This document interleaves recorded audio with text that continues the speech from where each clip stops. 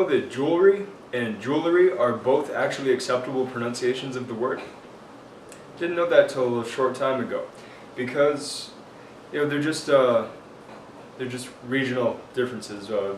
Jewelry, and it's spelled differently, in fact, is the British English, and jewelry is the American English.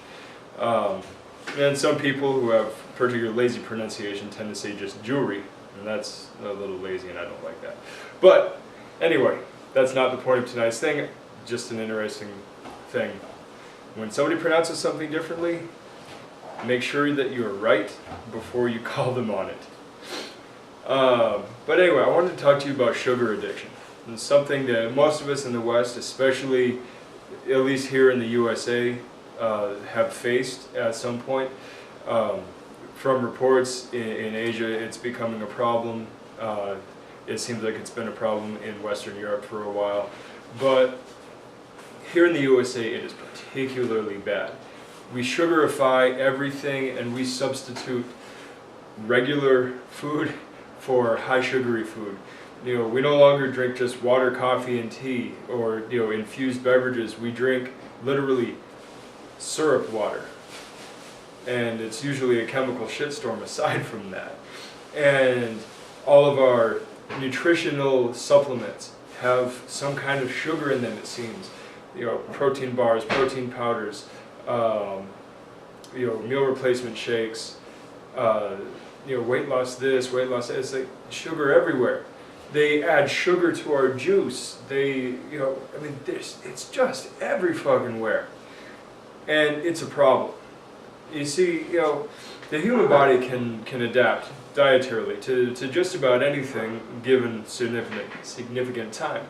Now, in our own lifetimes, it's not very likely, and as you know, most people who load up on sugar end up with type 2 diabetes or a host of other problems, because sugar doesn't only cause diabetes. Recently, we just had the Easter holiday, and though, myself and the Black Sun Renaissance, the Black Sun Fight Club, we don't promote traditional holidays. I don't believe in traditional holidays.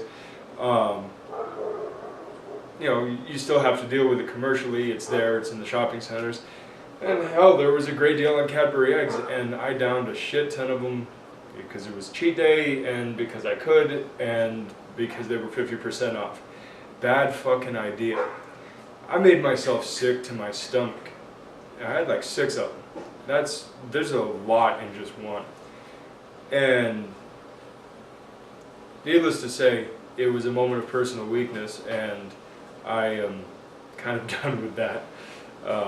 I literally made myself sick to my stomach on that, and it was not good.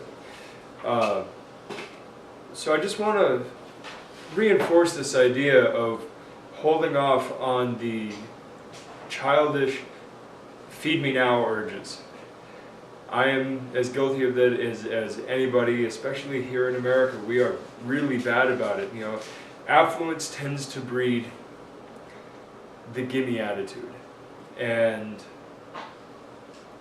we've got it bad. So take a step back, and there's a phrase. What is it? I can't remember, but it's something about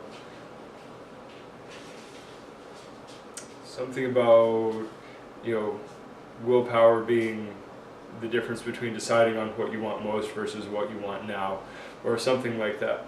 But the idea is that don't seek after those immediate urges all the time. Sometimes you're just going to. That's human nature. But do your best to control yourself and consider the long term. Not to the point where you're putting off good decisions. There's a balance there. But, make the rush decisions that you need to, but on the same side, or on the reverse side of the coin, just step outside yourself for a second and go, is this really the best decision for what I need to be doing? Do I need to eat a whole pound of M&Ms right now? That's never a yes. But do we do it? Of course. Do you ever need to eat 6 Cadbury eggs? No. Do you ever need to eat one? No. Are you going to? Probably, but have a little self-control. I'm making this video for as much for myself as I am for you. Letting you know I have my foibles and my weaknesses. And, you know, it's part of human nature, but don't just rest on that crutch and go, well, there's nothing I can do about it, it's human nature. There are plenty of cases of us overcoming our natural tendencies to do something a little bit better, a little bit more productive. That's all I'm asking. Think a little bit before you act. Until next time, good journey.